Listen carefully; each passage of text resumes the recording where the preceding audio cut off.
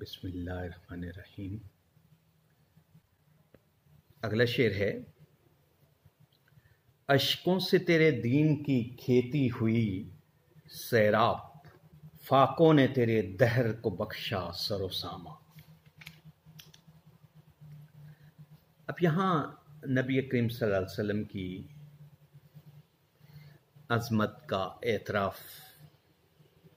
یوں کیا جا رہا ہے کہ اے نبی اکرم صلی اللہ علیہ وسلم، آپ کے آنسوؤں کی وجہ سے دین کی کھیتی سرسبز ہوئی ہے، یعنی کہ آپ نے دین کی سربلندی کے لیے جو رو رو کر دعائیں مانگی ہیں، ان کی وجہ سے دین دنیا میں بلند مرتبہ یا دنیا میں ہر طرف جو چھا گیا وہ آپ کے آنسوؤں کی تو پھیلی ہوا ہے۔ تو آپ کے فاقوں سے نے دنیا کو، اب یہ دو ایسی باتیں کی گئی ہیں کہ جن کی وضاحت تھوڑی سی مزید ضرورت پڑے گی آپ کو،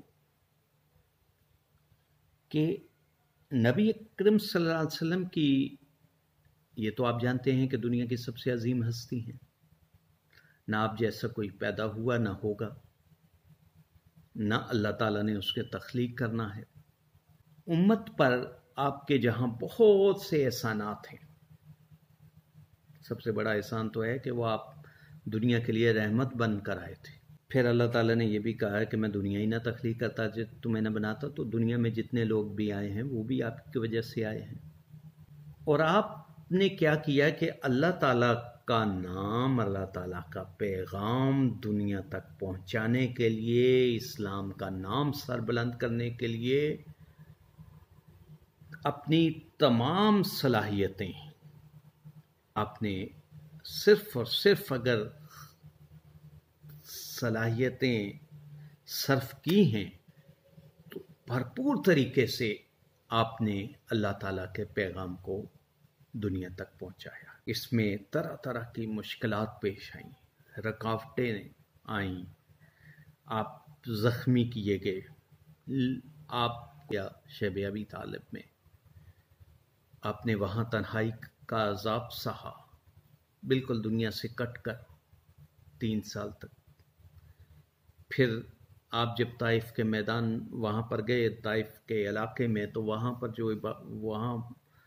وہاں کے گنڈوں نے جو آپ کے ساتھ زیادتی اور ظلم کیا، آج اگر ہمیں وہی ہے جو نبی کریم صلی اللہ علیہ وسلم نے طائف کے میدان میں، طائف کے باغ میں جب فرشتوں کو کہا تھا کہ تم نے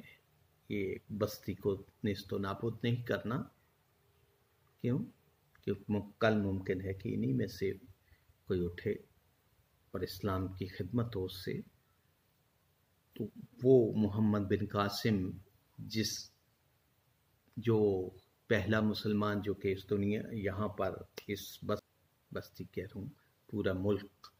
اس علاقے میں جو اسلام کا پہلا سپاہی آیا تھا محمد بن قاسم، وہ طائف کا رہنے والا تھا۔ پھر آپ مزید آگے دیکھیں کہ اگر نبی کریم صلی اللہ علیہ وسلم نے پریشانیاں تھیں، جتنے عذاب تھے جھیلے، حتیٰ کہ آپ کو ہجرت کا سامنا بھی کرنا پڑا، اور پھر کس گرمی میں کتنا لمبا پیدل سفر کیا، 300 میل مدینہ اور مکہ کے درمیان میں، جو تقریباً آپ یوں سمجھ لیں کہ 500 کلومیٹر بنتا ہے۔ 500 کلومیٹر آپ یہ سمجھ لیں کہ یہاں جو آپ حسن عبدال میں آپ لوگ رہتے ہیں، پڑھتے ہیں، یہاں سے آپ ملتان تک چلے جائیں، آپ تیز ترین گاڑی میں جاتے ہیں تب بھی 7-8 گھنٹے 6-7 گھنٹے لگ جاتے ہیں۔ اب موٹر وے کی وجہ سے کچھ کمی ہو گئی ہے، ورنہ پہلے تو کم سے کم یہ ٹائم لگتا تھا۔ آپ سوچیں کہ کس زمانے میں پیدل سفر، جب کہ ہاتھ میں کھانے کے لیے بھی کچھ نہ ہو، پاس بے یار و مددگار، ایک ابو بکر صدیق رضی اللہ تعالیٰ عنہ کا ساتھ راستے میں کتنی دشواریوں کے بعد، پہلے تو 3 دن تو وہاں پر غار ثور میں ان کا قیام ہوا، پھر وہاں پر سانپ کا ابو بکر صدیق رضی اللہ تعالیٰ عنہ کو ڈس لینا، اور پھر آپ کا لعاب دہن سے شفا۔ خیر، بات یہ ہے کہ نبی کریم صلی اللہ علیہ وسلم نے شیب ابی طالب کا میں نے آپ کو مثال دی ہے کہ وہاں پر 3 سال تک اپنے ساتھیوں سمیت جس حسرت اور افلاس کا سامنا کرنا کیا، جو فاقے آپ نے اٹھائے، وہ کہتے تھے کہ اگر تم کہو کہ تمہیں دولت چاہیے تمہیں دولت دے دیں گے، اگر تم کسی امیر ترین لڑکی کا رشتہ چاہتے ہو تو ہم تمہیں وہ بھی دے دیں گے، اور اگر تم کوئی بھی کچھ بھی مرتبہ اور عہدہ چاہتے ہو ہم تمہیں دے دیں گے، لیکن تم نے یہ جو ہے اللہ تعالیٰ کی توحید کا پیغام یہ چھوڑ دو، ترک کر دو۔ لیکن نبی کریم صلی اللہ علیہ وسلم نے فاقے برداشت کیے، ظلم و ستم برداشت کیے، آنسو بہائے، اپنوں سے جدائی کے، کئی آپ کے پیارے چچا حضرت حمزہ رضی اللہ تعالیٰ کو شہید کر دیا گیا، آپ سے وہ بہت پیار کرتے تھے، لیکن آپ نے وہ تمام آنسو برداشت کیے، اور پھر اپنی امت کے لیے جو راتوں کو اٹھ اٹھ کر روتے تھے۔ عمر فاروق رضی اللہ تعالیٰ عنہ بیان کرتے ہیں کہ ایک بار آپ سے وہ ملنے کے لیے رات کو کہیں گے، اب عمر فاروق رضی اللہ تعالیٰ عنہ،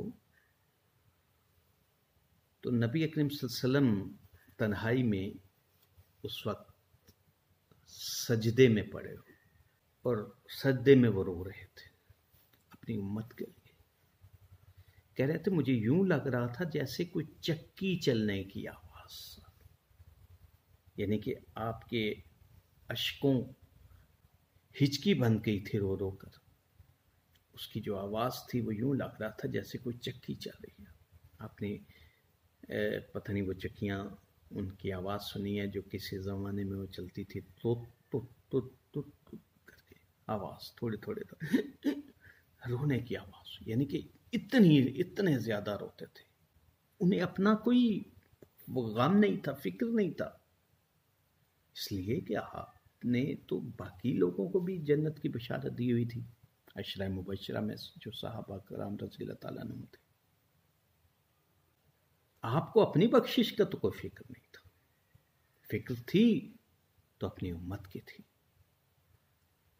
تو اپنی امت کے لیے وہ بہت زیادہ رو، اپنے ماننے والوں کے لیے تو سے وہ رو رو کر فریادیں کرتے تھے۔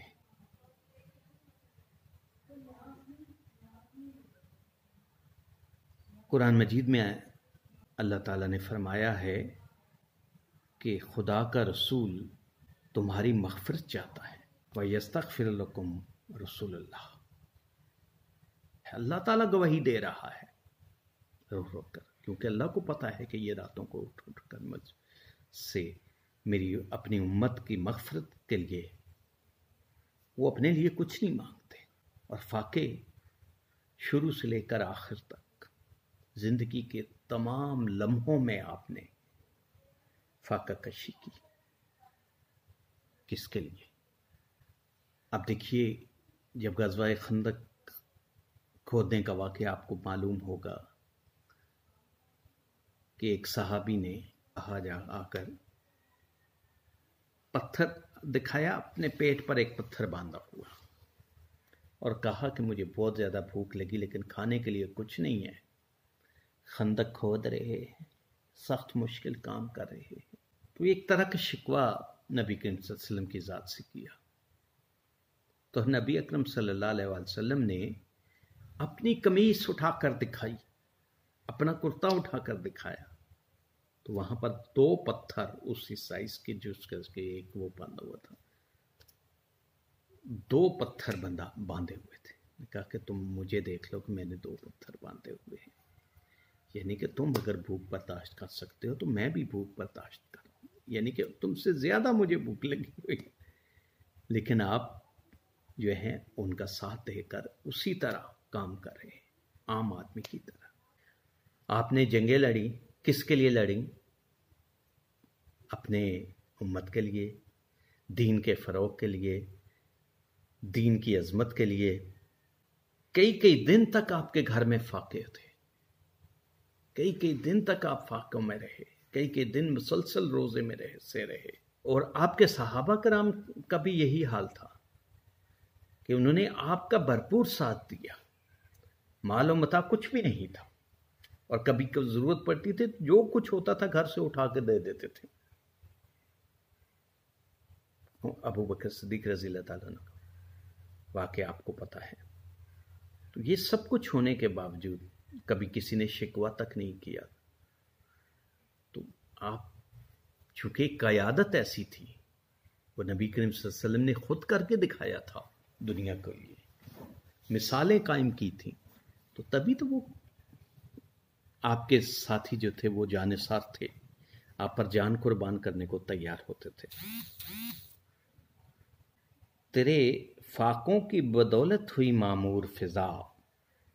دہر کو مل گیا سامان رسول عربی،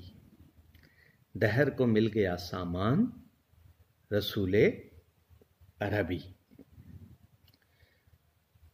آپ اس تمام مطلب نچوڑ یہ ہے، اس شعر کی تشریح کا بہت تفصیل سے ہو گیا ہے یہ شعر، کہ آپ کے فقر اور آپ کی درویشی اور فقیری اور عجز اور انکسار کا یہ عالم تھا کہ گھر میں کئی کئی دن تک مسلسل فاقے ہوتے تھے۔ اسلام کا جب آغاز ہوا تو آپ یہ سمجھ لیں کہ افلاس اور غربت میں ہوا، لیکن اسی اسلام نے کئی بڑے بڑے بادشاہ بھی دنیا کو دیے۔ تو یہ دنیا کو جو سر و سامان بخشا ہے یہ آپ کے فاقوں کی وجہ سے ہو۔ دنیا میں کو جو سر و سامان ملا، ساز و سامان ملا، مال و دولت، جاؤ منصب ملی، شان و شوکت ملی، حکومت ملی، سطوت ملی، یہ سب کی سب اس وجہ سے ملی کہ آپ نے انہیں دین کو، کہ لوگ مسلمانوں کا کردار دیکھ کر اسلام قبول کر لیتے تھے۔ وہ واقعہ جو میں نے پہلے بھی بتایا تھا کہ عدی بن حاتم رضی اللہ تعالیٰ عنہ کا، کہ وہ یہ محسوس ہوتا تھا، وہ کہتے تھے کہ مجھے یوں لگ رہا ہے کہ یہ بادشاہ ہے۔ جب وہ ایک جنگ میں قیدی بن کر وہ آئے اور جب دیکھا کہ نبی کریم صلی اللہ علیہ وسلم کے سامنے ایک ڈھیر پڑا ہوا ہے بیت المال، وہ جو جنگ میں مال غنیمت آیا تھا، تو آپ درمیان میں بیٹھے ہوئے تھے، تو کہتے تھے وہ لوگ انہیں نبی کہہ رہے تھے اور میں سمجھا تھا کہ وہ بادشاہ ہیں، عدی بن حاتم طائی کا بیٹا جو ہے۔ لیکن شام ہوتے ہوتے وہ تمام کا تمام جتنا بھی سامان ہے وہ سب کا سب تقسیم کر لیا، اپنے لیے کچھ بھی نہیں رکھا۔ تو دیکھیے کہ خود فاقے سے رہے اور دنیا کو سر و سامان بخش رہے ہیں۔ نبی کریم صلی اللہ علیہ وسلم کی قربانیاں ہیں جو کہ رہتی دنیا تک مثالیں بن کر رہ جائیں گی۔ دنیا میں اسلام یوں نہیں پھیلا، اسلام کی عظمت اور سربلندی جو ہوئی ہے نبی کریم صلی اللہ علیہ وسلم کے فاقے ہیں اور آپ کے آنسو بہانا ہے۔